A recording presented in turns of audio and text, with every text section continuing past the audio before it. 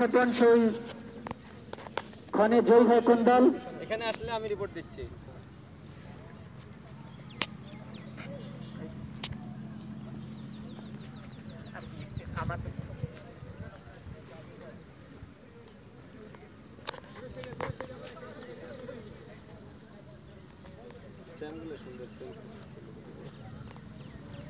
আরেকটু সময় পেলে আরো সুন্দর হতো। আমাদের 26 তারিখ ছিল ম্যাচ। আগে আমাদের মেস রেফারি হিসাবে আছে মাহবুব আজকে ক্লাসে দেখা যাচ্ছে আপনার হালকা ড্রাই আছে, আবার কিছু কিছু জায়গায় ঘাস আছে।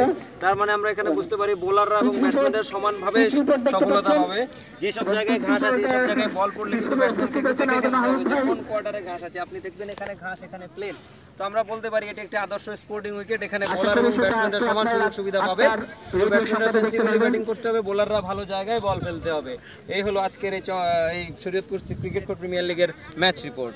এটা হচ্ছে 5 এটা হচ্ছে 10 এখন আপনি নেবেন তুমি ছোট মানুষ রেডি। এই মুহূর্তে টস হচ্ছে ক্রিকেট কোর্ট প্রিমিয়ার লিগ। আজকের শরীয়তপুর জুনিয়র খেলায় প্রথমে টস হচ্ছে। আমাদের গ্রুপের ক্রিয়েটর একেএম কাসার ভাই মাত্র টস করলেন।